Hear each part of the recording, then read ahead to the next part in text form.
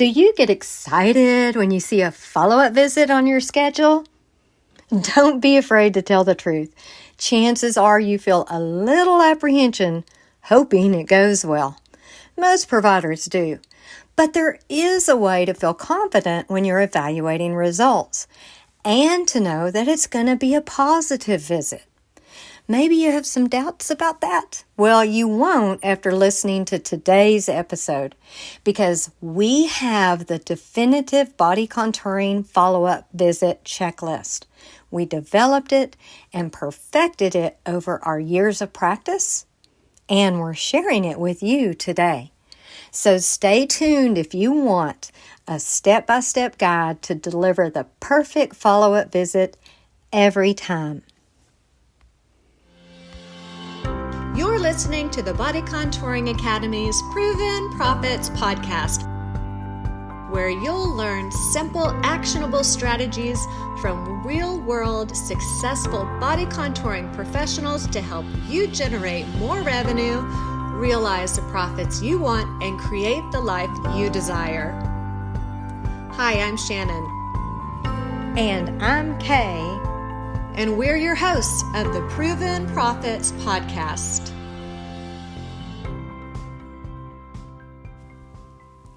Hi there, body contouring professionals. Kay here.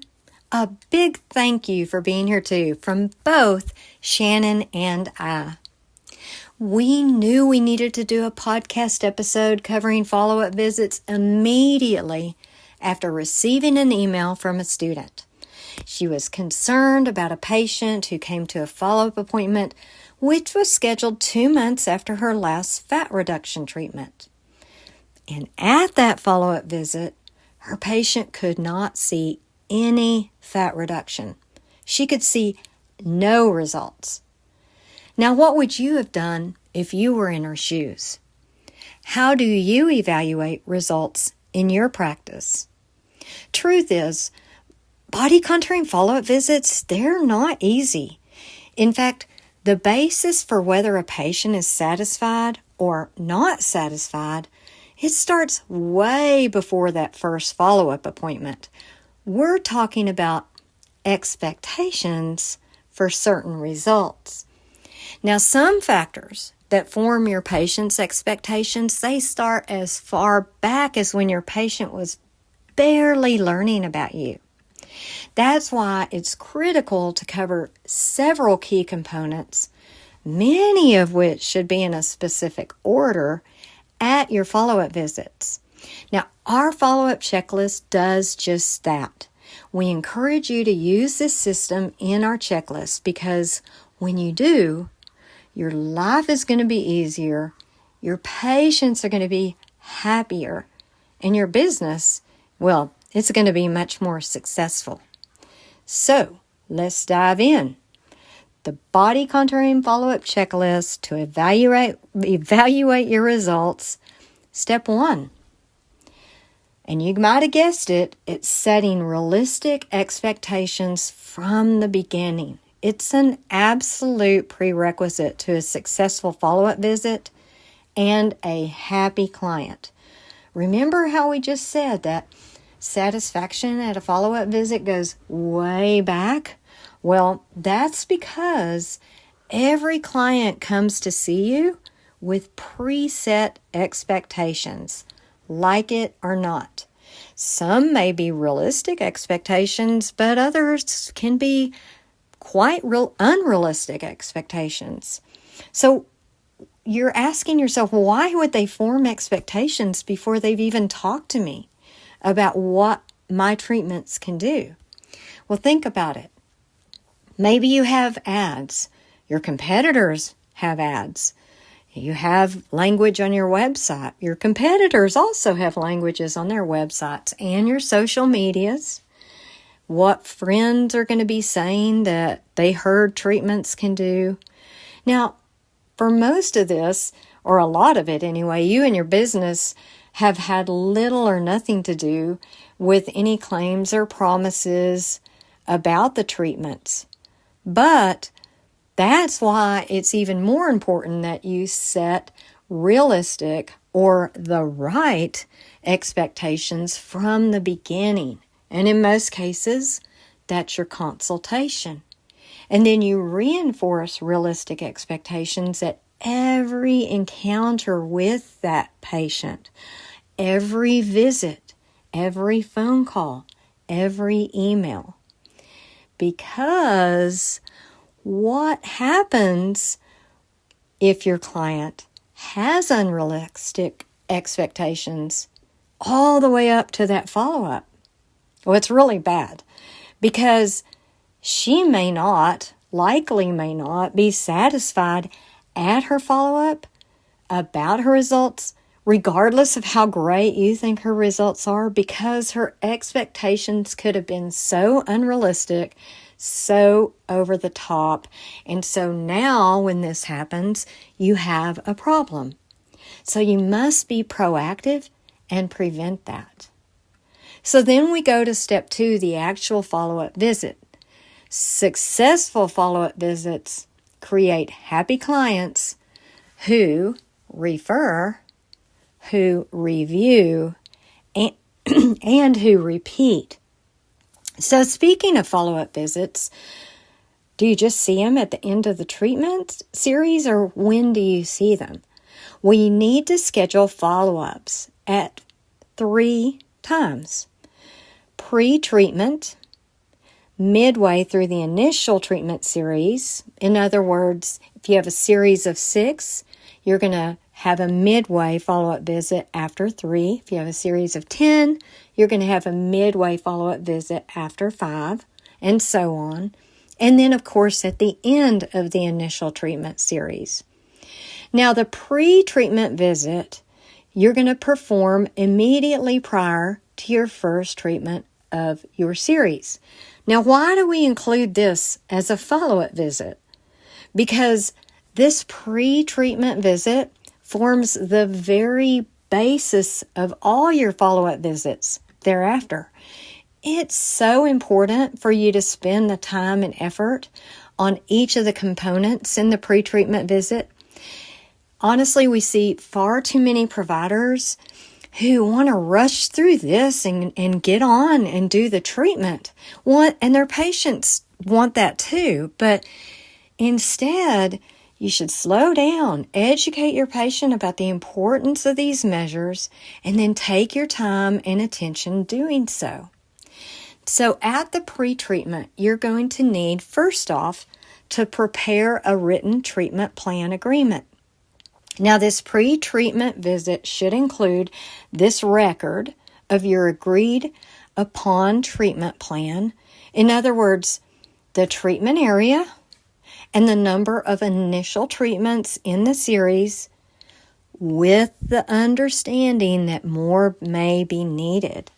And you're going to go ahead and get your client's signature on that treatment plan because that acknowledges and reflects her agreement with that treatment plan. Then you're going to need to document your patient's acknowledgement of her responsibilities with this series of treatment.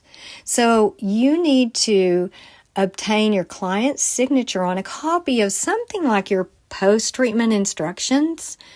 Those, or make a special one with those instructions so you can verify her understandings, first of all, of her responsibility, and she acknowledges that she understands that that's what she is supposed to be doing, so she's going to sign that as well.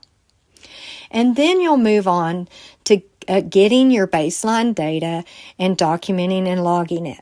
You're going to need to get your client's weight, which you should do at every visit, by the way, her measurements for the treatment area, not the entire body, and photos that are going to display her treatment area. So that's a pre-treatment visit. Remember, it's the very foundation of all of your follow-up visits. Super important. So you're moving along with the treatment series, and it's time for the midway visit. Now, we like this visit because it is a good way to track progress and for you to identify progress or lack thereof, and it gives you that opportunity to intervene so you can get your patient the best result. So the first thing you're going to do in that visit is go ahead and get her weight, measurements, and photos and document, and that's going to be your midway progress data.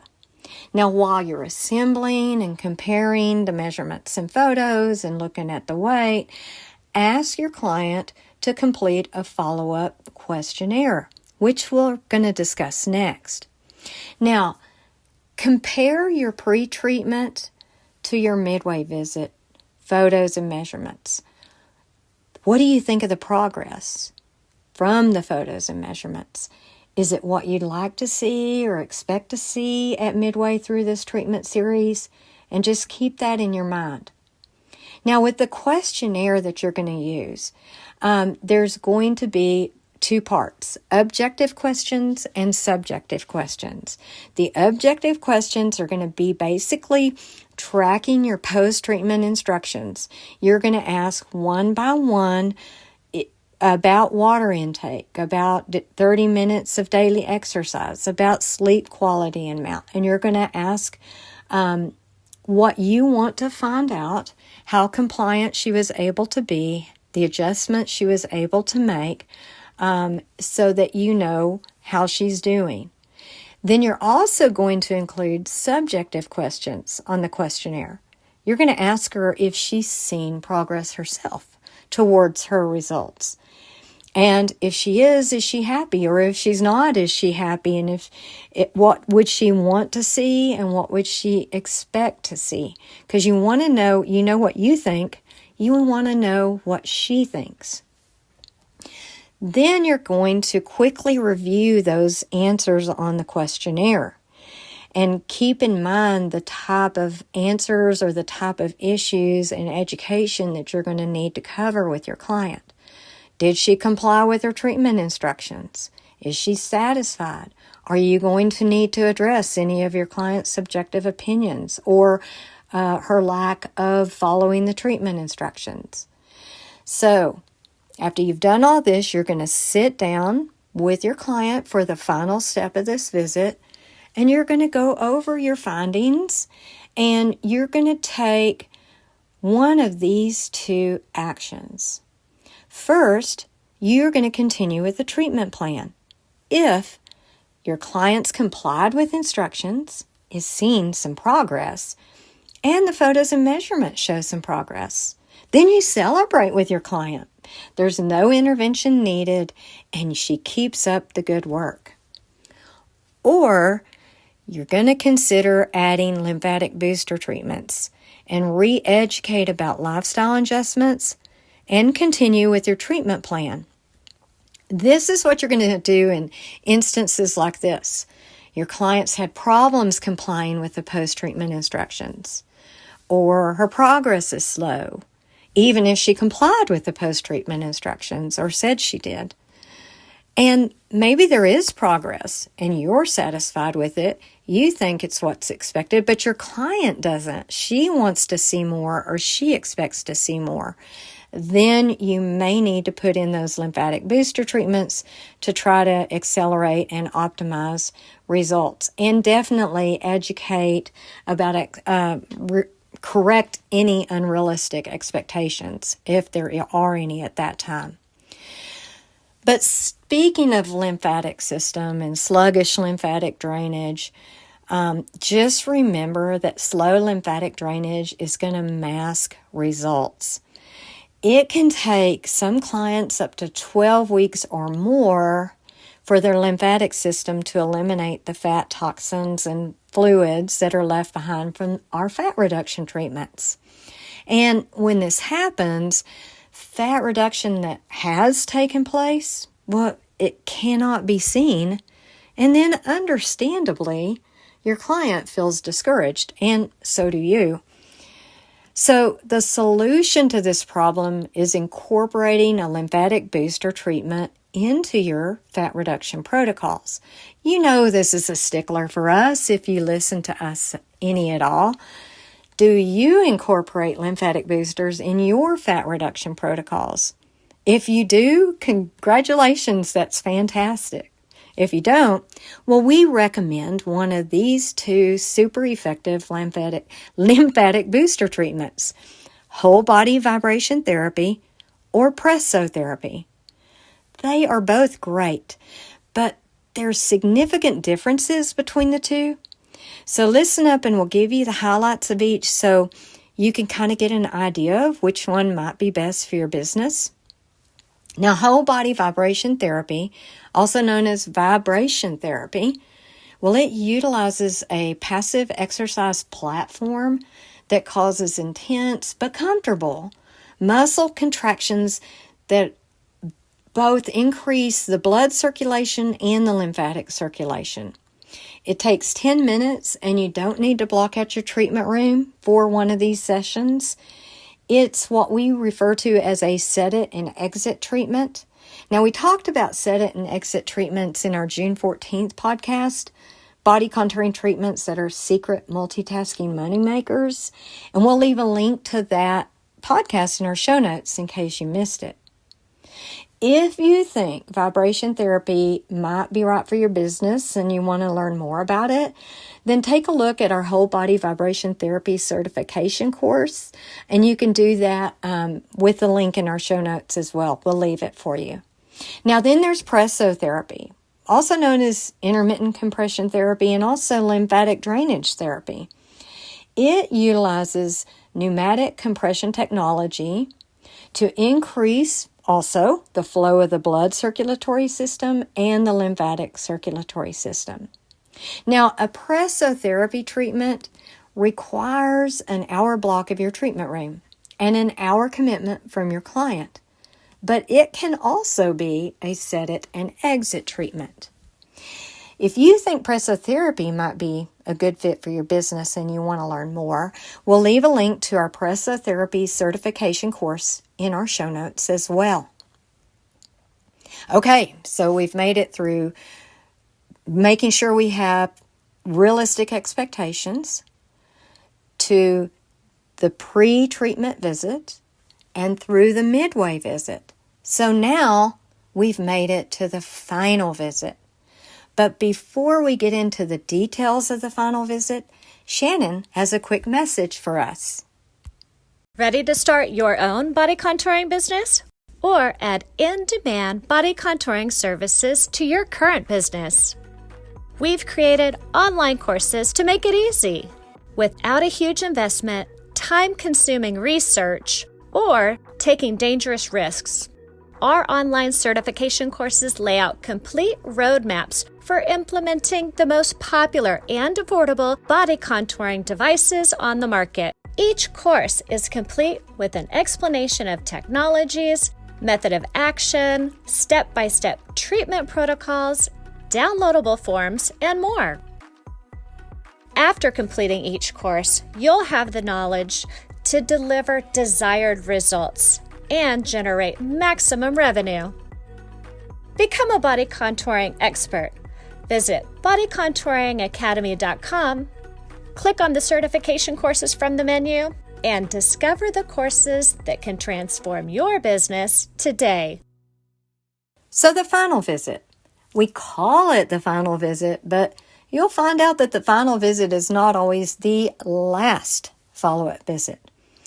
The final visit is a follow-up visit done at the end of the initial series or at the end of an additional series of treatments. And it's often not the final follow-up visit. Why? Because the client decides to continue treating. Now, the steps in the final visit, they closely track the steps that you took at the midway visit. So it'll be very familiar. So first, you're going to get the measurements, the photos, and the weight. And this is the, quote, final data. So while you're assembling the measurements and photos, just as in the midway visit, you're going to ask your client to complete a follow-up questionnaire, which is going to be a little different from the one at the midway visit, and we'll talk about that in just a minute. Now, you're going to compare the 3 sets of photos and measurements: pre-treatment, midway, final. Look at those weights too. Now, what do you think of the results in the photos and measurements? Are they what you would expect? Are you satisfied with them? And if not, you need to know that too. Now, on the questionnaire, the objective questions are going to be nearly the same, as you're going to track those post-treatment instructions. Did she continue to do them? Did she improve on any of them? Did she slack off on any of them? But for the subjective questions, they're going to be a little bit different, because you're going to want to know if she's achieved her desired results, because this is after the final treatment in your initial series. If not, what did she want to see, or what did she expect to see? And would she like to undergo more treatments for continued improvement? Those kind of questions. And then review all the answers. Compare the responses to those of the midway visit in your objective questions about following her post-treatment instructions. Did she comply? Did she slack off? And then look at those subjective questions. Is she satisfied? Does she think she'd benefit from more treatments? How does she feel at this point? So it's time to sit down and meet with her and have a conversation about your findings, and either 1, celebrate with your client if she achieved her desired results. And this is a golden opportunity to ask her to share her good news in a video testimonial or a positive review.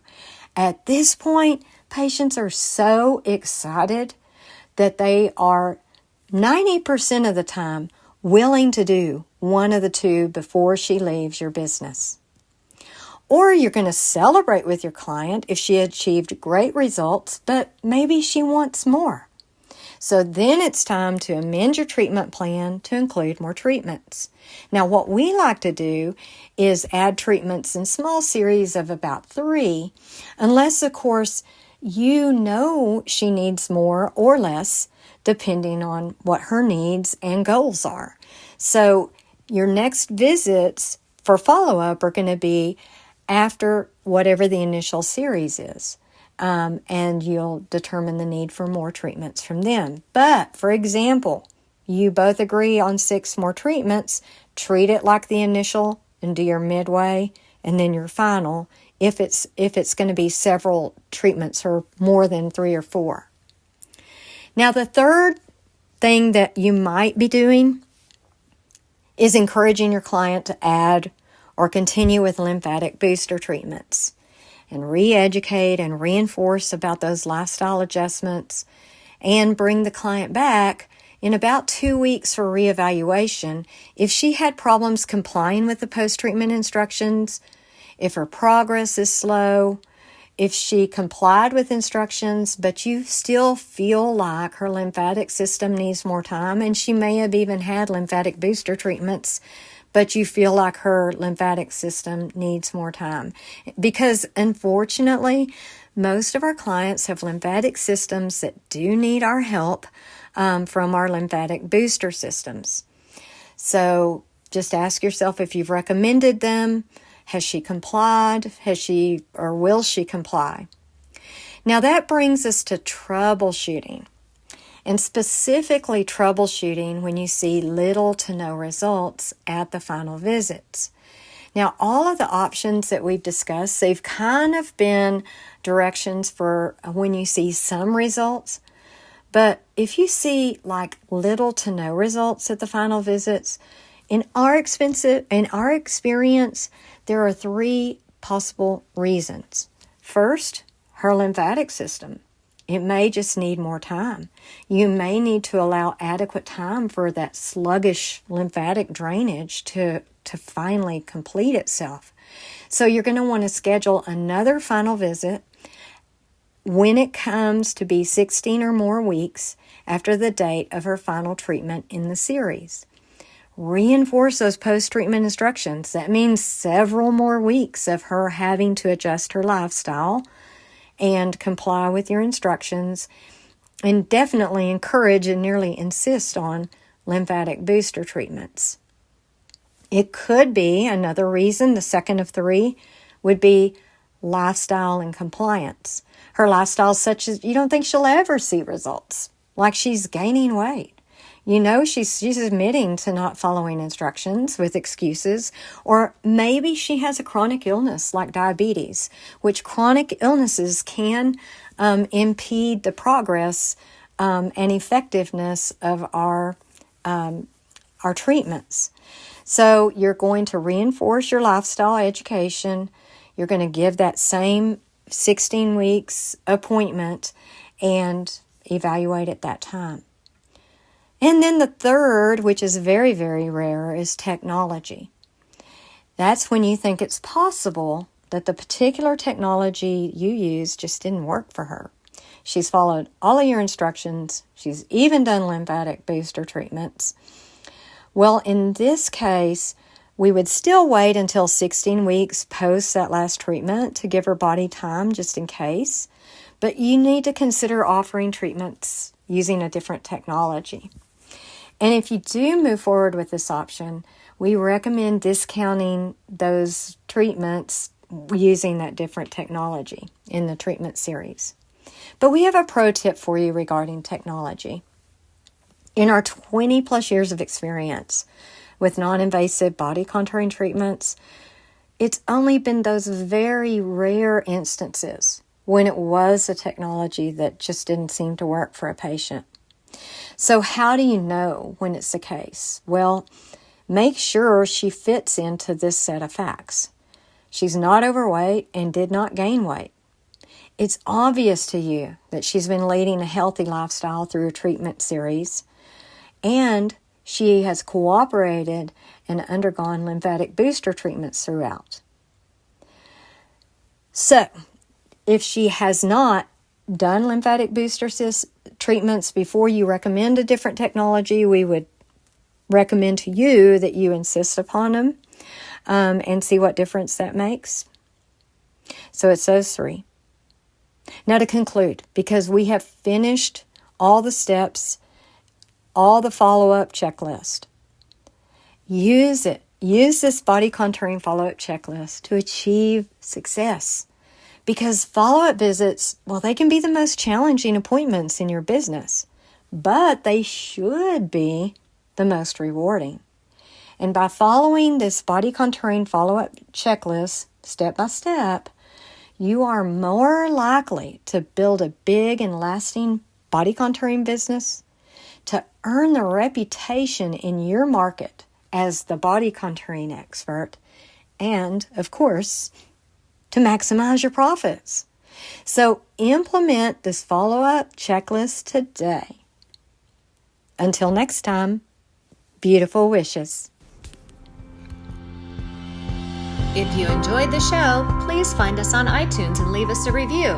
Email us at bodycontouringacademy.com with any feedback, topic suggestions, or to offer to tell your body contouring success story. We love to hear success stories and learn about winning strategies. Visit bodycontouringacademy.com for tools, education, industry news, and cutting-edge articles. Thanks so much for listening, and have a great rest of your week.